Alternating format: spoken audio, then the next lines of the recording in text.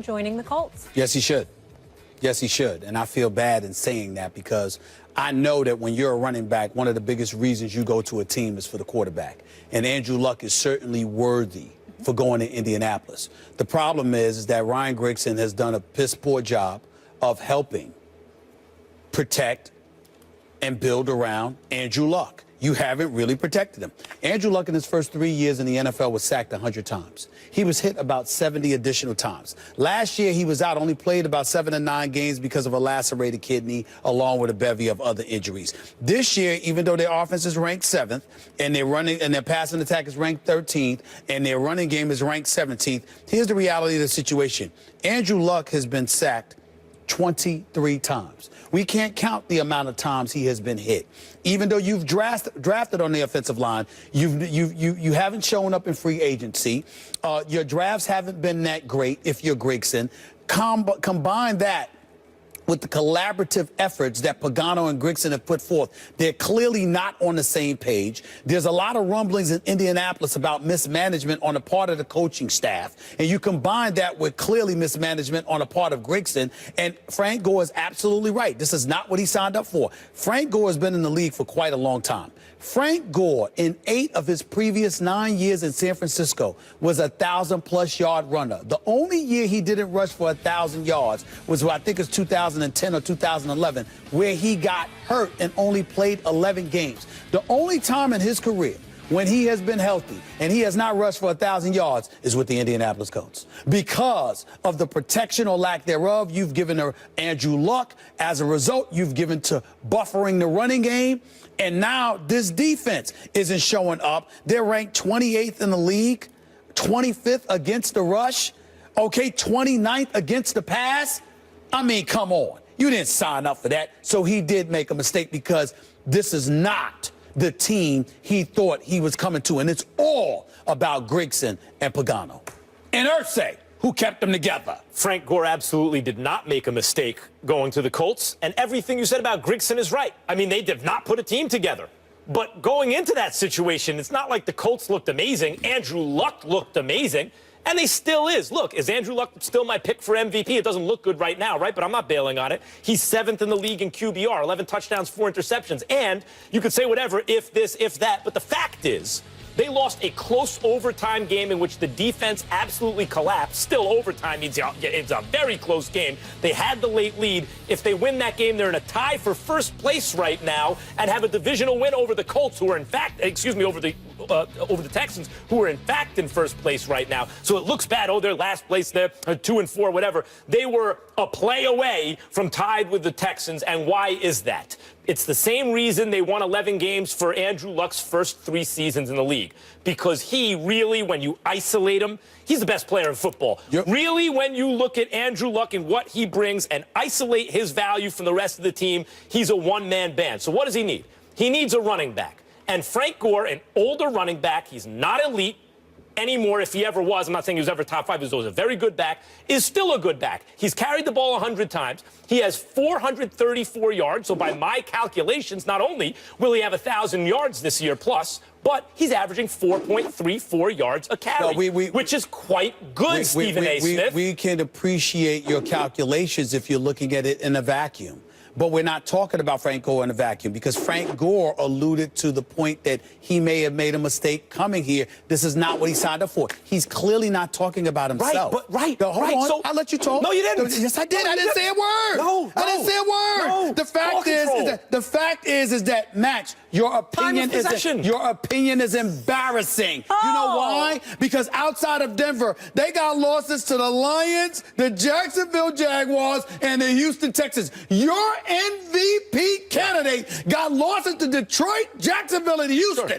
That's why. And yet they're a play away from being tied for first place. Play away. Why is Stop. it? And why is it? Stop. Hold That's on. nonsense. I still not have gotten to this. Why is it a good idea for Gore? Go ahead. Because they needed a running game. I got nothing else to say. And if and when they make the playoffs this year, which is entirely possible, Gore will get an enormous amount of credit, which he will deserve. Keep talking. Your MVP candidate, just like I told you, might not even make the playoffs.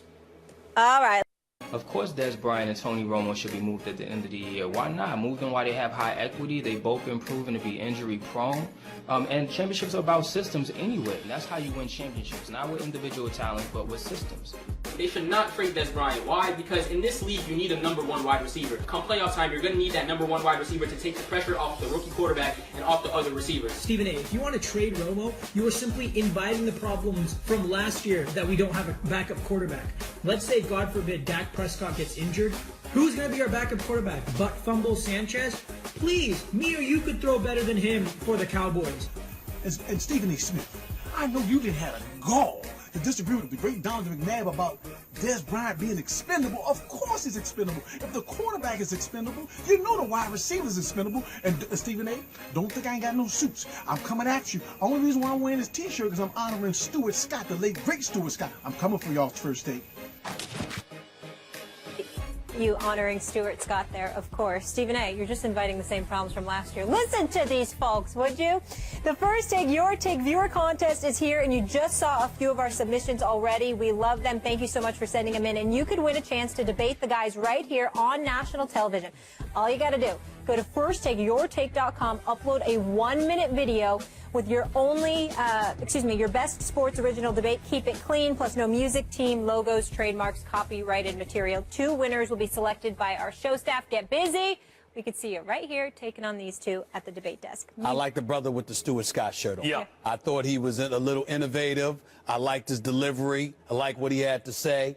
Right now, He's your favorite? He's my favorite so far. You know what I like? He has flavor, and he didn't just regurgitate one of our arguments. He took something a step further, and he had a delivery. You know what else he did? He knows you 2 are wardrobe police, so he shut it down that he has suits, and he was just representing for Stuart Scott, which we appreciate. Yep, always. Cowboys rookie running back, meanwhile, Ezekiel Elliott has been a standout this season, going for a career-high 157 rushing yards this Sunday and helping Dallas get to a 5-1 record. Zeke has impressed his teammate Des Bryant, who told the Fort Worth Star-Telegram he predicts Elliott will rush for 2,000 or more yards this season. So where does Elliott's awesome start rank in NFL history? He's off to the 2nd best start ever through 6 games in terms of rushing yards, behind only Eric Dickerson. Wow. Stephen A. Or I'll start with you, Max. Can Zeke get to 2,000 yards? He can. To start this season, before this season started, Ezekiel Elliott was the choice of many as the #1 overall fantasy pick. Yep. #1 overall in your fantasy draft. If you go first, take Ezekiel Elliott. Why? Because he was a stud in college. Because he is fast, like his 40 time is fast. Even his, it's not always zigzagging, but boy, he can hit a hole. And because the Dallas Cowboys have not only the best offensive line in the game, but they plan to use it. The plan coming into this season, even with Romo as quarterback, was they're going to hand the ball to Ezekiel Elliott more than any team is going to hand the ball to their running back.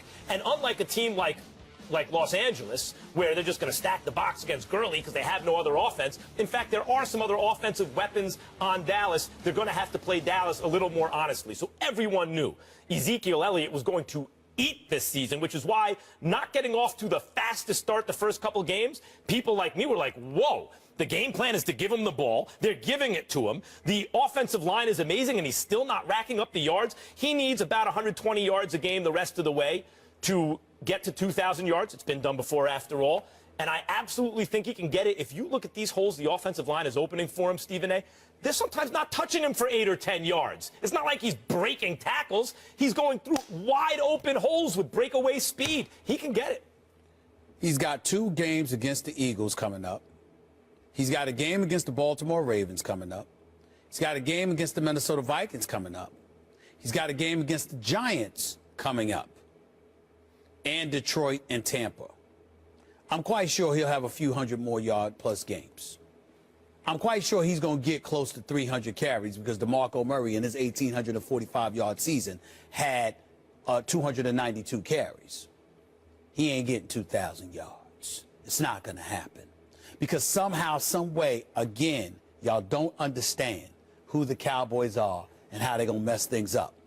It's easy to give him the ball that much now because Des Bryant's not there, okay, and Tony Romo is not back. You don't have questions and trepidation about that. Remember, it don't matter who you start if all you're going to do is hand the ball over to Ezekiel Elliott. But when you have to worry about that, okay, that's an issue. So Dak is going to be in a mood to prove himself, and they're having more and more faith in him and letting him venture out and take more risk and do more things. Then you've got Des Bryant and his imminent return. You still got Jason Witten and Cole Beasley to get the ball to. You have Darren McFadden ultimately coming back with Alfred Morris already there, even though Alfred Morris only got like 33 carries and Ezekiel Elliott already has 137. You got to be concerned about the fact that even though he's a rookie, he's a fourth overall pick in the first round. You're going to want to be cognizant and protective of him. So all of those elements that come into the equation are going to dissipate the number of touches to some degree. It's going to interfere with what they've been doing over the first 6 games. And as a result, that's going to get in the way. I'm not saying he couldn't, meaning he doesn't have the ability to pull it off, because he clearly does, particularly behind that offensive line. But one of those elements, if not a multitude of them, will come into play, which will prevent him from getting 2,000 yards. I disagree.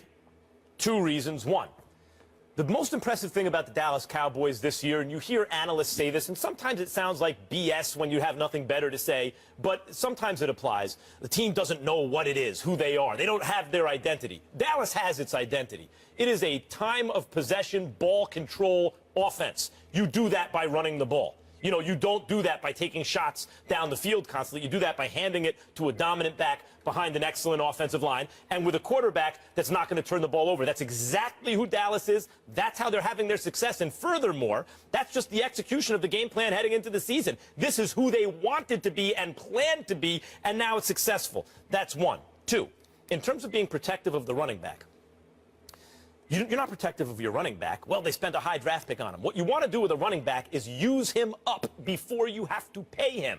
Right now, you don't really have to pay him. And running backs, the shelf life is they start to kind of fall off at 28 by 30. They're just not the same. Use them up now. We only got a couple of seconds left. I heard your point. Hear mine.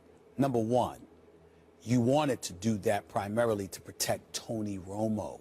You don't have such concerns with Dak Prescott. Okay, you have to look at it from that perspective. And I think that absolutely cannot be ignored. And number 2, you would be right about Ezekiel Elliott, but keep in mind this point. What were the ingredients to their success as 3-time Super Bowl champions? Yes, you had Emmitt Smith with a Michael Irvin, the playmaker, with a Hall of Famer and quarterback Troy Aikman. But the combination of the trio, it was a yin and a yang to it. It was a combination